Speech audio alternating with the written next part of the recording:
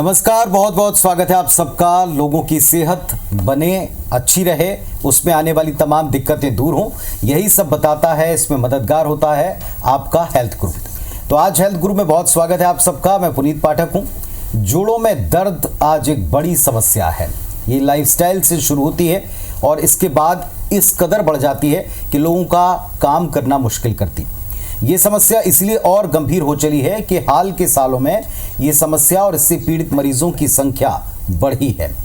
इनमें ज़्यादा उम्र के लोग तो हैं ही, लेकिन अब अर्ली स्टेजेस में कम उम्र के लोग भी जॉइंट पेन का शिकार हो रहे हैं और इसी वजह से ये समस्या और दिन ब दिन गंभीर हो रही है। आप इसका शिकार ना बने, इससे आप कैसे बच सकते हैं, अपने जॉइंट्स को आप कैसे प्रिजर्व कर सकते हैं, इसी पर आज हम चर्चा करने वाले हैं। शुरुआत करते हैं आज के स्पेशल हेल्थ गुरु की।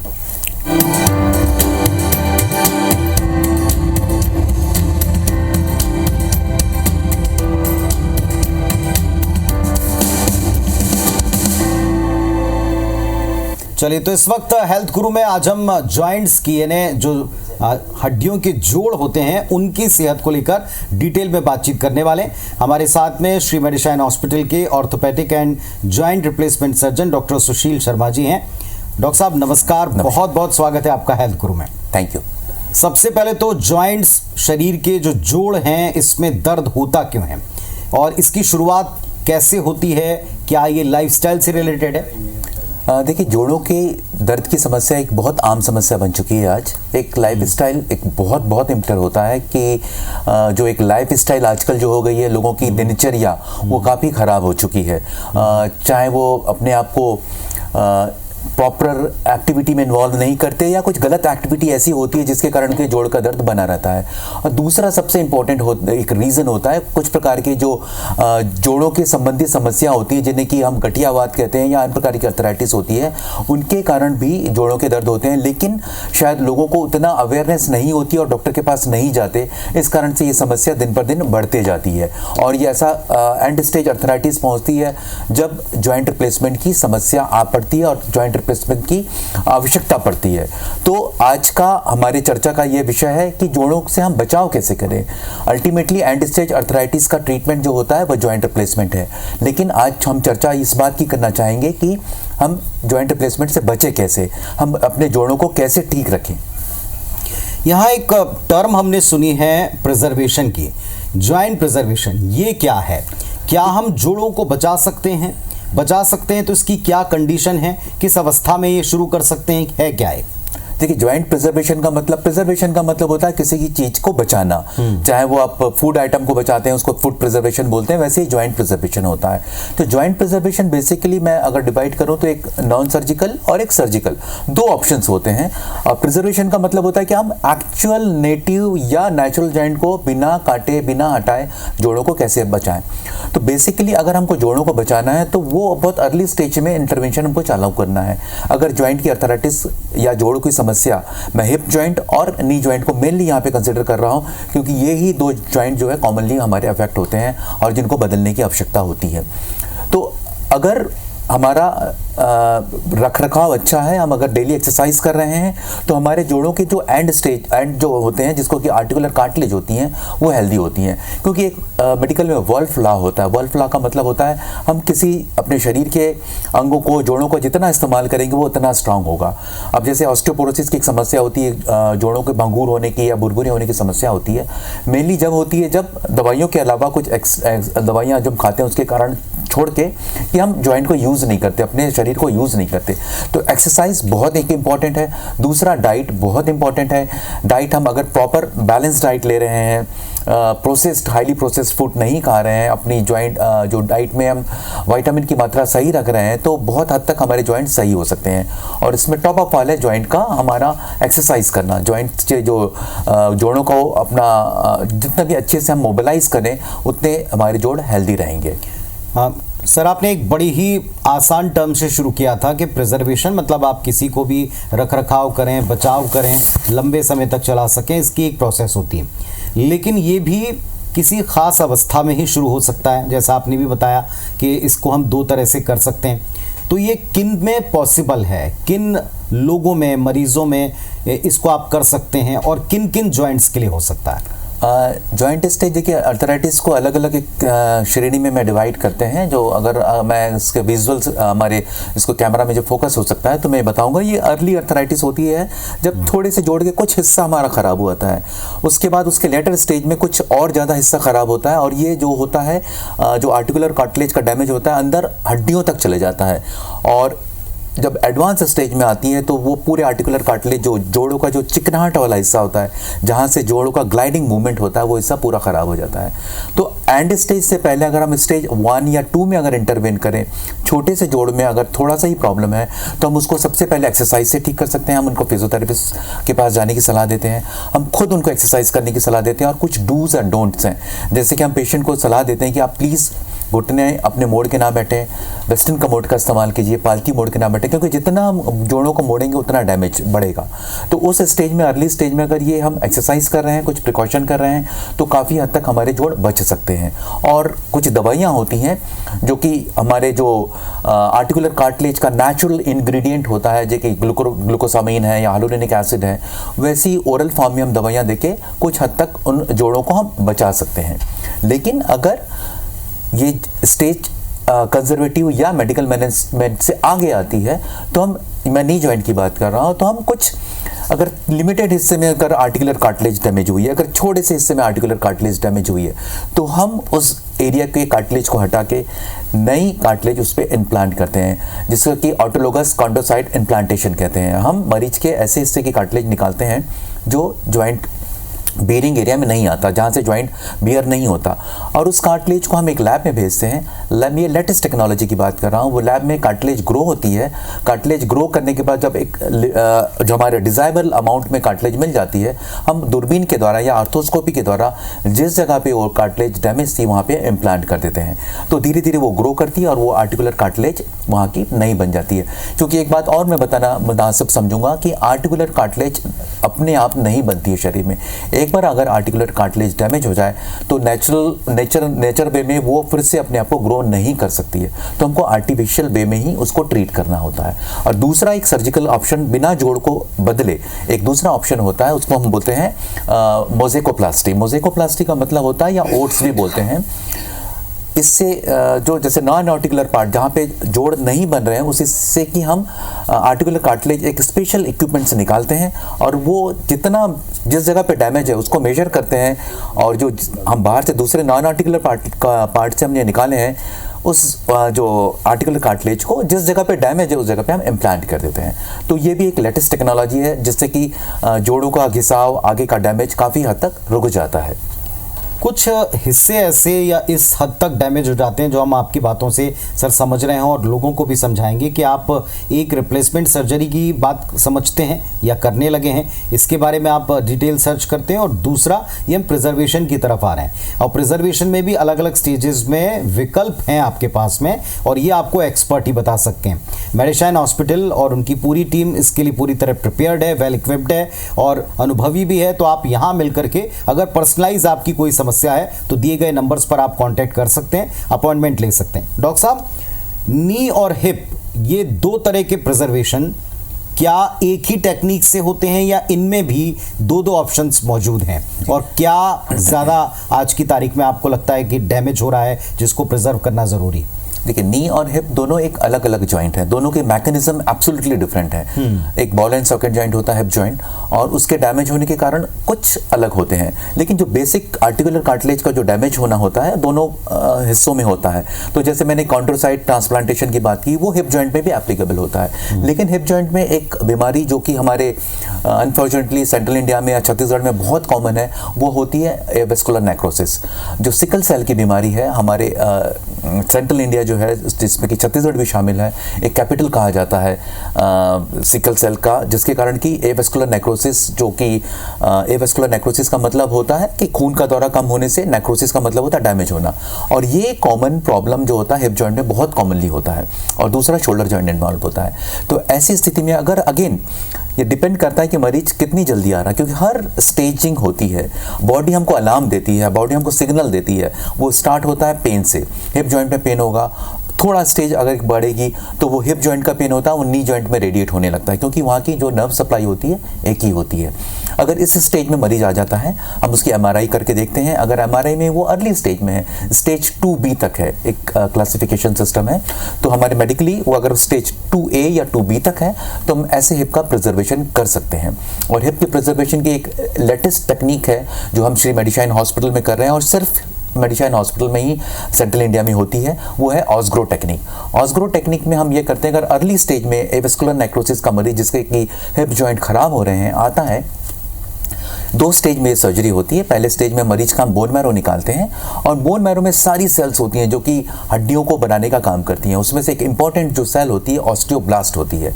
अब मैं इसके अगर साधारण भाषा में समझाऊं, जैसे कि बिल्डिंग बनती है, उसका एक ब्लॉक होता है, ईंट होता है, वैसे ही हड्डियों का एक ब्लॉक होता है, वो ऑस्टियोब्लास्ट होता है। तो ये ऑस्टियोब्लास्ट को हम एक स्पेशल डिजाइन लैब जो होता है, मुंबई में सिर्फ एक ही लैब है, वहाँ भेजते हैं। जब उसका वहाँ पे आर्टिफिशियली ग्रो करते हैं उस ऑस्टियोब्लास्ट को, और उसका काउंट लगभग 49 मिलियन हो जाता है, तो लगभग इस प्रोसेस में 3 वीक्स लगते हैं।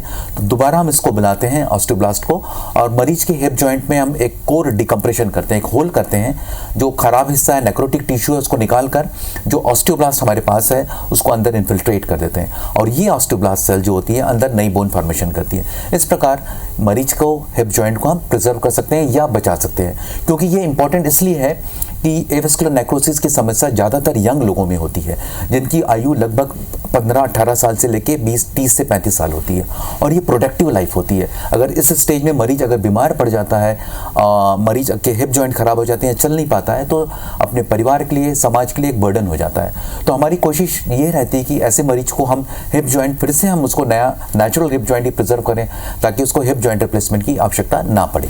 तो आप ध्यान से सुने इस बात को कि आप रिप्लेसमेंट की तरफ ना जाएं, इसके लिए आप प्रिजर्वेशन टेक्निक्स का इस्तेमाल कर सकते हैं। और कुछ जो अत्याधुनिक टेक्निक हैं जो सिर्फ आपको श्री मेडिशाइन हॉस्पिटल में मिलेंगी, इसके लिए आपको एक्सपर्ट टीम से मिलना होगा, अपनी प्रॉब्लम बतानी होगी, इसे डिस्कस करना होगा।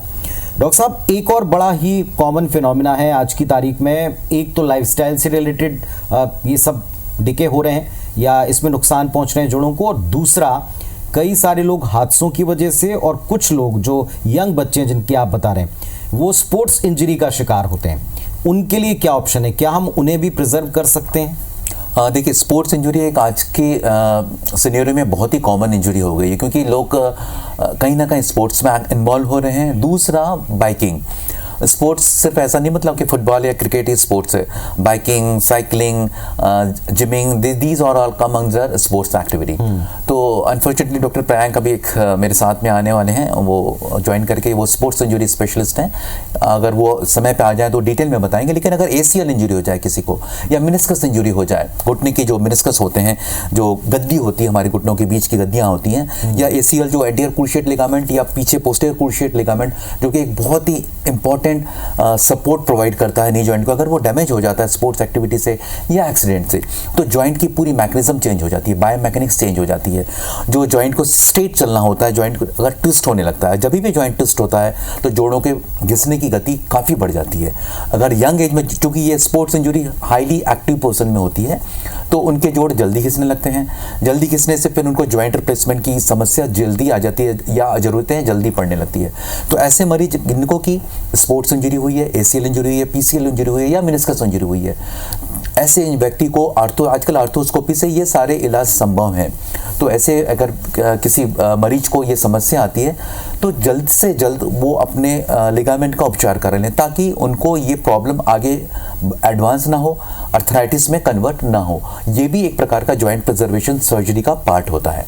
तो अगर आप स्पोर्ट्स इंजरी से एक तो बचें, और लेकिन अगर हो जाए तो आप निराश ना हो, इसके लिए भी ऑप्शंस मौजूद हैं। इनके बारे में थोड़े से और डिटेल्स जानेंगे, कैसे हम अर्ली स्टेज में होने वाले जोड़ों के दर्द से बचाव कर सकते हैं और किस हद तक बचाव कर सकते हैं, इस पर भी थोड़ी डिटेल बात होगी। डॉक्टर साहब हमारे साथ में बने रहेंगे। आज हम बात कर रहे हैं प्रिजर्वेशन की, जॉइंट प्रिजर्वेशन की। रिप्लेसमेंट के बारे में आपने काफ़ी कुछ सुन रखा है, लेकिन आप जॉइंट को प्रिजर्व कर सकते हैं, इन्हें बचा सकते हैं। रिप्लेसमेंट के जाने से पहले तक आपके पास कुछ विकल्प मौजूद हैं।